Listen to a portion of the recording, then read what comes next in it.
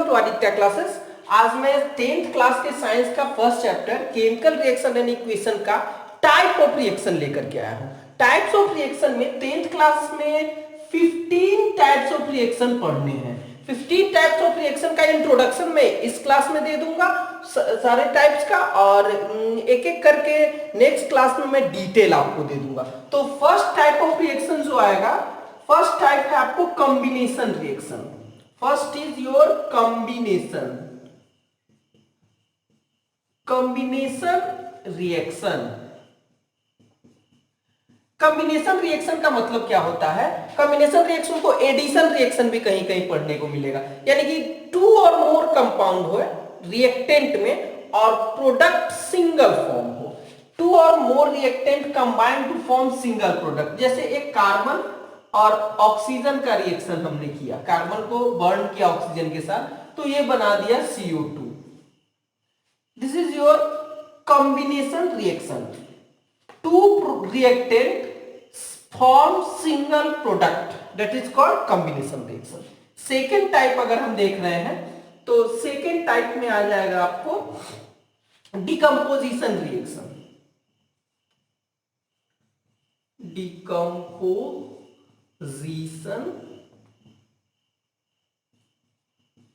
Reaction. Decomposition reaction इसका just उल्टा होगा। इसमें सिंगल रिएक्टेंट से टू और मोर प्रोडक्ट बनेंगे। डिकम्पोज, टूट जाना। जैसे अगर हम कैल्शियम कार्बोनेट को ले ले, कैल्शियम कार्बोनेट, और इसको हमने हीट कर दिया तो ये टू कंपाउंड में कन्वर्ट हो जाएगा। पहला CaO प्लस CO2, तो ये कैल्शियम ऑक्साइड या क्विकलाइट और कार्बन डाइऑक्साइड बन गया। तो इसमें क्या है, single reactant to or more product बना दिया। तो एक टूट के जब दो बना तो दैट इज कॉल्ड डिकम्पोजिशन। ये एक दूसरे का एकदम से इनवर्स है। कॉम्बिनेशन 2 से 1 बनता है और डिकम्पोजिशन 1 से 2 या 2 से अधिक बनता है। थर्ड है आपका displacement reaction. Third displacement reaction. इसमें क्या होता है ना कि किसी एक का आयन दूसरा कंपाउंड टेक ओवर कर लेता है। जैसे किसी लेस रिएक्टेंट के साथ कोई कंपाउंड हो तो हाईली रिएक्टिव कंपाउंड उसको छीन लेता है। तो एक तरह से क्या डिस्प्लेसमेंट होता है, एक आयन एक जगह से दूसरी जगह चला जाता है, तो that is called decomposition reaction. इसका एक सिंपल एग्जांपल ले रहा हूं, कॉपर सल्फेट है, ठीक है। कॉपर सल्फेट को का सॉल्यूशन ले रहे हैं और उसमें हमने Zn को डाल दिया, तो Zn क्या करेगा, इसका सल्फेट छीन लेगा, यानी कि आपका प्रोडक्ट बनेगा ये Zn के साथ आ जाएगा SO4 और Cu अकेले निकल जाएगा।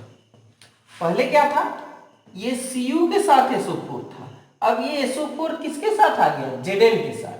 इट मींस SO4 डिस्प्लेस्ड हो गया, Cu के साथ ना हो गया, अब Zn के साथ आ गया। तो that is called displacement reaction. Displacement यानी कि आयन जो है एक मेटल से हटके निगेटिव आयन दूसरे मेटल के पास चला जाता है, ये निगेटिव आयन का डिस्प्लेसमेंट है। पॉजिटिव आयन का भी डिस्प्लेसमेंट हम स्टडी कर सकते हैं। यहां पे यही एक एग्जांपल दे दे रहा हूं।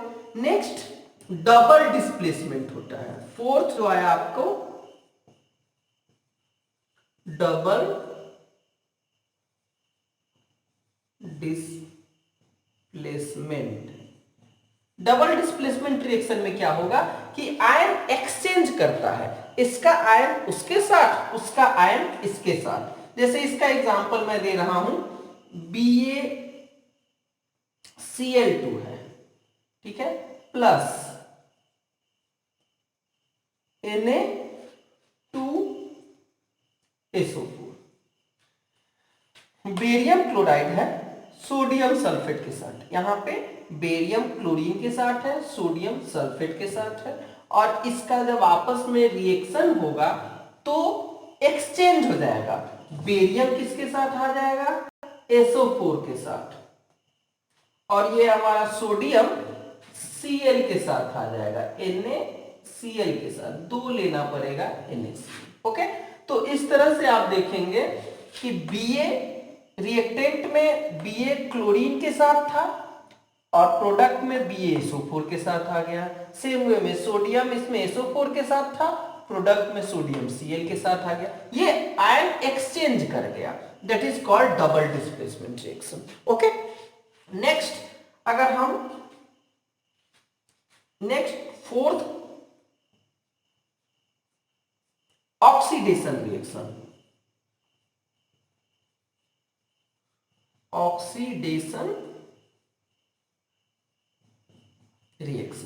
ऑक्सीडेशन रिएक्शन का मतलब होता है एडिशन ऑफ ऑक्सीजन या रिमूवल ऑफ हाइड्रोजन या ऑक्सीडेशन नंबर का इंक्रीजमेंट। यहां पे मैं सिर्फ सिंपल सा एक एग्जांपल दे रहा हूं एडिशन ऑफ ऑक्सीजन पे, डिटेल नेक्स्ट क्लास में होगा। तो एडिशन ऑफ ऑक्सीजन, जैसे सिंपल सा ये एग्जांपल ले ले, ऊपर वाला एग्जांपल दे रहा हूं। ये कार्बन जो हमारा है यहां पे ऑक्सीजन के साथ कंबाइन कर गया और CO2 बना दिया, तो इसमें क्या हुआ?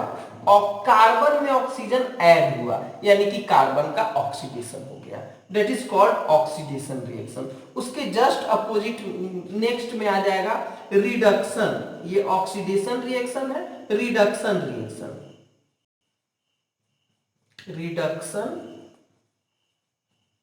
रिएक्शन।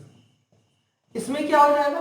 ऑक्सीजन का रिमूवल होगा, ऑक्सीजन इसमें से निकल जाएगा, तो वैसे रिएक्शन को हम लोग क्या कहेंगे? रिडक्शन। यानी ऑक्सीडेशन का ये जस्ट इनवर्स है क्या? Reduction reaction. जैसे कॉपर का ऑक्साइड है, इसमें CuO, इसको हीट कर दिया हमने, या H2 के साथ रिएक्शन करा दे रहा हूं,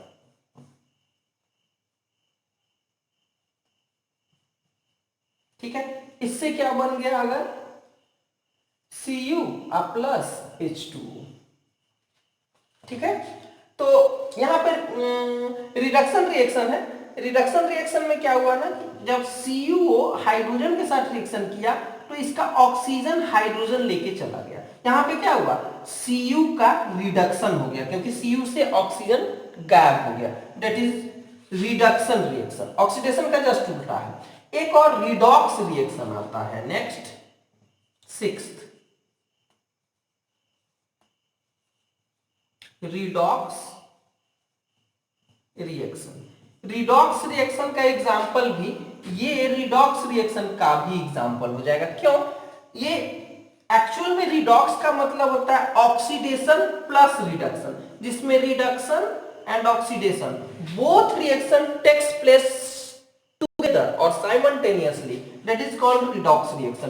तो इसमें आप देख सकते हैं कि कॉपर से ऑक्सीजन निकल गया, यानी कि कॉपर का रिडक्शन हुआ, लेकिन हाइड्रोजन में ऑक्सीजन ऐड हो गया, यानी कि हाइड्रोजन का क्या हुआ? ऑक्सीडेशन हुआ। तो यहां पे इसका रिडक्शन और इसका ऑक्सीडेशन हुआ है, it means it is your redox reaction. Reduction भी इसमें है, ऑक्सीडेशन भी है, इसलिए ये रिडॉक्स का भी एग्जांपल है। ओके, नेक्स्ट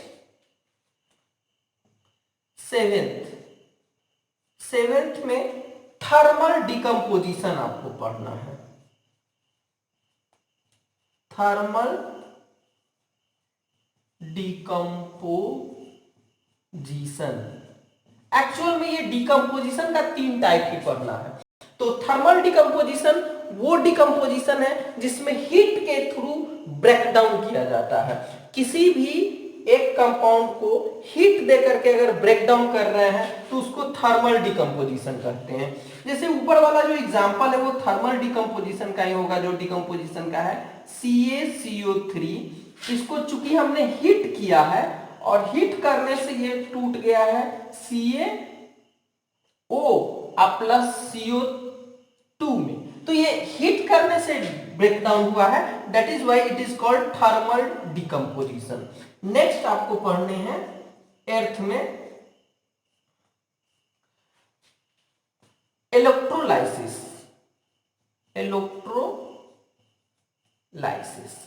इलेक्ट्रोलाइसिस में क्या होगा कि अगर इलेक्ट्रिक से किसी चीज को डिकम्पोज कर रहे हैं, तोड़ रहे हैं, तो डेट इज कॉल्ड इलेक्ट्रोलाइसिस। जैसे एक पानी में ही अगर आप हमने H2O लिया, H2O, और इसमें इलेक्ट्रिसिटी अगर इसमें हमने फ्लो करवाया तो क्या होगा, H2 और O2 में दो गैस निकलने लगेंगे। तो चूंकि ये इलेक्ट्रिसिटी से ब्रेक डाउन कर रहे हैं, इसलिए इसको कहते हैं इलेक्ट्रोलाइसिस। एक और डिकम्पोजिशन का ये तीनों टाइप होता है। एक 9th हम बताने जा रहे हैं आपको, ये है फोटोलाइसिस।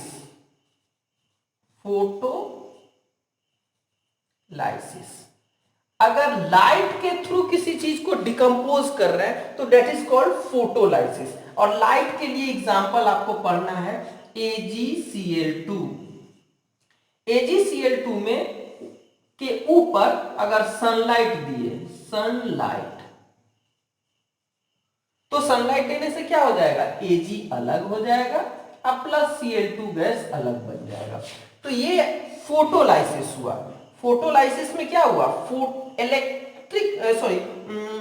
सनलाइट के थ्रू या लाइट के थ्रू ब्रेक डाउन हुआ। यहाँ पे हमने 9 टाइप ऑफ रिएक्शन बताया। सबसे पहला कॉम्बिनेशन रिएक्शन, जिसमें दो ऐड होके एक बना रहा है।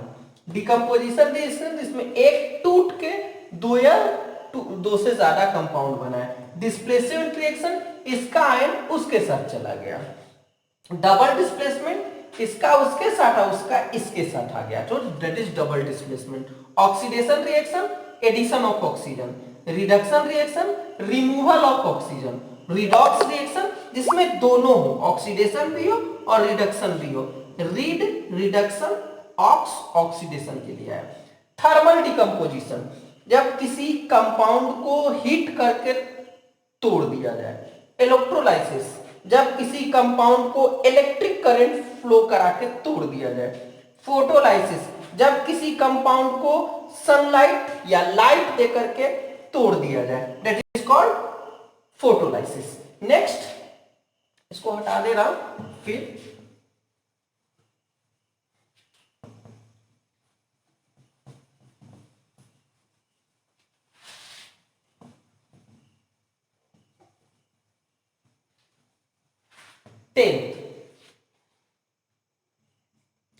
टेंथ जो है आपका, वो है oxidation reaction, sorry combustion reaction.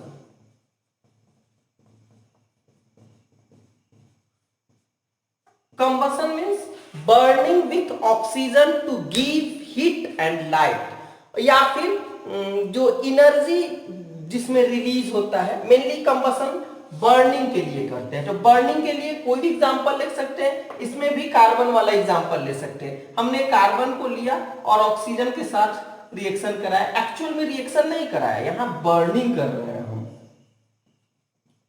Burn कर रहे हैं। तो बर्न करने से क्या मिलेगा, कार्बन डाइऑक्साइड के साथ साथ हमको हीट और लाइट मिलेगा। That is your combustion reaction। Mainly heat जिसमें निकल जाए, रिएक्शन हो रहा है और हीट निकल रहा है, तो ये बर्निंग के थ्रू, और लाइट निकल रहा है, that is called combustion reaction। combustion reaction के अलावा एक एंडोथर्मिक और एक्सोथर्मिक भी होता है। Next 11th, that is endothermic.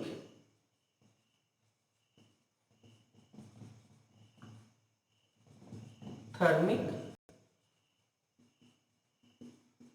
जिस रिएक्शन में एनर्जी का, टोटल रिएक्शन को भी दो टाइप में बांट सकते हैं, इंडोथर्मिक, एक्सोथर्मिक, और कुछ ऐसे होते हैं जो इंडो एक्सो नहीं होता है, तो जिसमें हीट रिलीज या ऑब्जॉर्ब नहीं होता है। ये एंडोथर्मिक है, जिसमें हीट एब्जॉर्ब होता है, जिसमें हीट की जरूरत होती है। जैसे डिकम्पोजिशन ही हमने देखा है कैल्शियम CaCO3 को हमने क्या किया है, हिट दिया है, ये हिट ले रहा है, एब्जॉर्ब कर रहा है, एब्जॉर्ब करने के बाद ये टूटा था CaO प्लस CO2 में। तो ये जो डिकम्पोजिशन है ये एंडोथर्मिक रिएक्शन है। और एक चीज याद रखिएगा, all decomposition reactions are endothermic, सभी में किसी न किसी तरह की एनर्जी लगती है। तो चूंकि इसमें हीट एनर्जी लग रही है, that is why it is endothermic reaction. उसके बाद 12 हो गया एक्सोथर्मिक, ये एंडोथर्मिक हुआ, अब exothermic, thermic reaction. Exothermic reaction का मतलब वो रिएक्शन जिसमें हीट रिलीज हो। ऊपर वाला रिएक्शन में भी आप देख सकते हैं इसमें हीट क्या होता है, रिलीज हो रहा है, इसलिए कंबशन रिएक्शन जो होता है वो एक्सोथर्मिक रिएक्शन का भी एग्जांपल है। एक्सोथर्मिक रिएक्शन मींस वो सारे रिएक्शन जिसमें हीट क्या हो रहा है, रिलीज हो रहा है। तो जैसे हाइड्रोजन को भी जला दे, अगर हाइड्रोजन गैस लिया और इसको ऑक्सीजन के साथ बर्न कर दिए, बर्न कर रहे हैं या किसी तरह से रिएक्शन करा रहे हैं, ये कंबशन भी है और एक्सोथर्मिक भी है। तो बर्न कर रहे हैं तो इससे बनेगा आपको H2O, लेकिन H2O गैस के फॉर्म में तो ऊपर उठता जाएगा और साथ में हीट निकलेगा। तो इसमें हीट क्या हो रहा है, रिलीज हो रहा है। तो जब भी हीट रिलीज हो रहा है, that is why it is called exothermic reaction. Exothermic reaction के बाद अब आ रहा है प्रेसिपिटेशन रिएक्शन।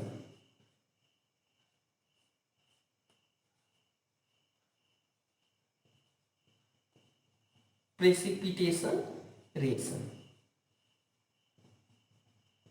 प्रेसिपिटेशन रिएक्शन क्या है, तो वो रिएक्शन जिसमें प्रोडक्ट के साइड में कुछ इनसोल्युबल सब्सटेंस बनते हैं। सॉल्यूशन का रिएक्शन है, किसी भी सॉल्यूशन में रिएक्शन हो रहा है और प्रोडक्ट में एक इनसोल्युबल सब्सटेंस बन रहा है जो नीचे पीपीटी यानी प्रेसिपिटेट आउट हो जाए, नीचे बैठ जाए, तो उसको प्रेसिपिटेशन रिएक्शन कहते हैं।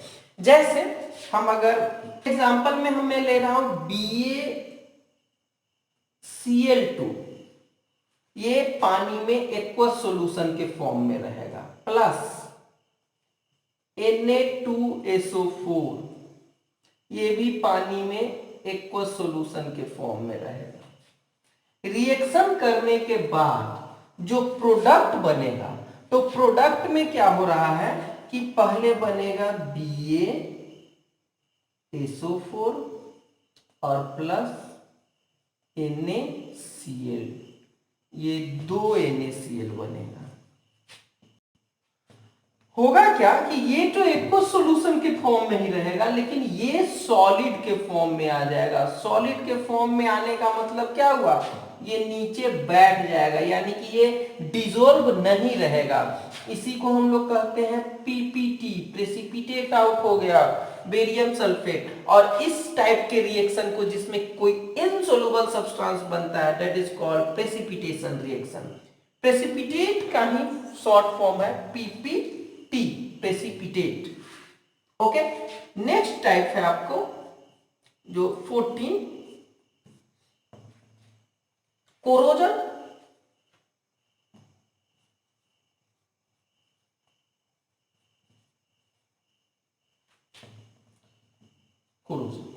कोरोजन क्या होता है, तो कोरोजन के बारे में आप लोग पढ़े हैं, जैसे rusting of iron, rusting of iron, जिसमें किसी भी मेटल का आउटर मोस्ट लेयर जो होता है वो ऑक्सीजन या एटमॉस्फेरिक एयर वगैरह, एटमॉस्फेरिक ऑक्सीजन या वाटर वेपर से रिएक्ट करके और ऑक्साइड का या हाइड्रोक्साइड का किसी तरह का लेयर बना दे रहा है, और उस तरह से क्या होगा, वो धीरे धीरे उसका मटेरियल जो होगा वो कम होते चला जाएगा, दैट इज कॉल्ड कोरोजन। इसका एग्जांपल हो गया rusting of iron, rusting of iron, ये आपका कोरोजन का एग्जांपल हो गया। नेक्स्ट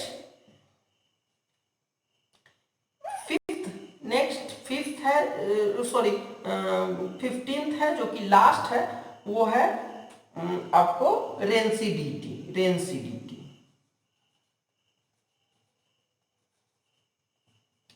रेंसिडिटी ये खाना जो हम लोग ऑयली और वाटर वाला जो फूड आइटम होता है, अगर लॉन्ग टाइम पर छोड़ देते हैं तो वो इस बैड स्मेलिंग के साथ आ जाता है, जिसको हम लोग बासी हो जाना कहते हैं। तो वो बैड स्मेल और बैड टेस्ट जो हो जाता है लॉन्ग टाइम स्टैंडिंग के कारण फूड आइटम में, दैट इज कॉल्ड रेंसिडिटी।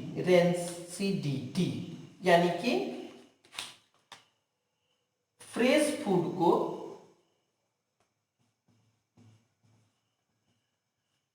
ये फूड विथ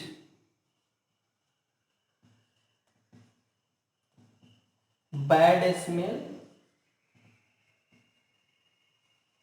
एंड टेस्ट। तो जब कोई फूड आइटम बैड स्मेल और बैड टेस्ट के साथ बैड टेस्ट वाला हो जाता है फ्रेश फूड, तो ये प्रोसेस जो होता है कहलाता है रेंसिडिटी। और ये एक्चुअल में ये भी ऑक्सीजन से ही रिएक्शन होता है। तो इस तरह से हम 15 टाइप्स ऑफ रिएक्शन का इंट्रोडक्शन दिए हैं इस चैप्टर में, इस टॉपिक में। इस चैप्टर में यही 15 टाइप ऑफ रिएक्शंस पढ़ने। अब इसके डिटेल मैं नेक्स्ट चैप्टर से, नेक्स्ट क्लास से इसका डिटेल दे दूंगा। और आज के लिए इतना ही। Thank you for watching this video.